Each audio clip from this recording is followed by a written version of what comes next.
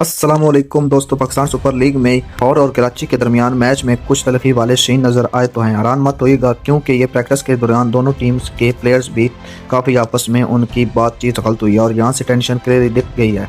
Scene ये है कि लाहौर कलंदर और कराची के प्लेयर्स अब एक दूसरे से ज़्यादा बातचीत भी नहीं करते, यानी सलाम दुआ होती है वो भी नहीं, हंसी मजाक भी नहीं, मुस्कुराहट भी, यहाँ तक कि बैठ कर बात करने में भी उनको जो है ना वो तकलीफ होती है। तो ये सब तो ख़त्म हो चुका है। एक वाक़या प्रैक्टिस कैंप के है जहां दोनों टीम्स के नेट्स पास लगे हुए थे। एडम जम्पा बॉल लेने कराची वाले नेट्स की साइड आए। उन्होंने एक थोड़ी ख़राब बॉल उठाई और मजाक के तौर पर कहा कि यह शायद लाहौर कलंदर्स की बॉल है। इस पर लाहौर के एक प्लेयर ने फ़ौरन जवाब दे दिया कि चेक कर लो, कहीं डेविड वार्नर की तो नहीं है बॉल। ये सुनकर एडम जम्पा गुस्से में आ गए और आंखों से कूड़ा और वहाँ से चले गए। बाद में लाहौर के प्लेयर ने इस बात पर काफ़ी हंसी मजाक भी बनाया। ये छोटी सी बात थी लेकिन यहाँ से टेंशन और बढ़ गई। अब बात करते हैं फ़खर जमान के इशू की।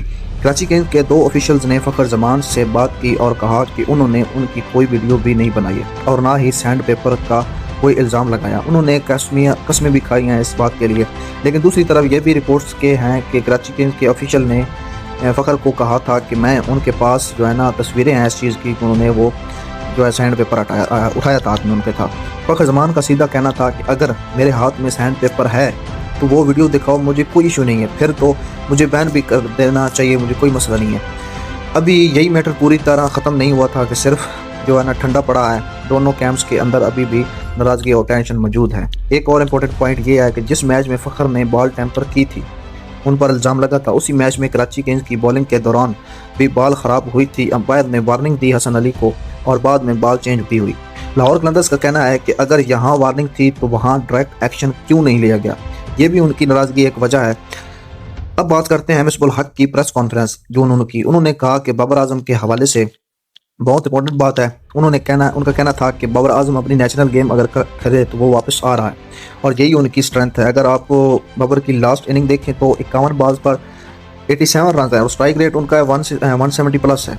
तो ये बिल्कुल बुरी परफॉर्मेंस नहीं है, ये अच्छी परफॉर्मेंस। सबसे इंटरेस्टिंग बात ये थी कि उन्होंने लास्ट ओवर खुद नहीं खेले बल्कि अब्दुल समाद को स्ट्राइक दी क्योंकि वो बैटर पावर हिटिंग कर रहे हैं, यानी अपनी सेंचुरी भी सेक्रीफाइस कर दी इस टीम के लिए। ये एक पॉजिटिव साइन है, सिर्फ पेशावर ज़ल्मी के लिए नहीं बल्कि पूरे पाकिस्तान के लिए है, क्योंकि आने वाले वर्ल्ड कप ओडीआई फॉर्मेट में है और वहाँ बाबर आजम का चलना बहुत ज़रूरी है। आखिर में मिसबाह उल हक ने कहा कि एक इम्पॉर्टेंट बात है कोचिंग और पीसीबी रूल्स के हवाले से।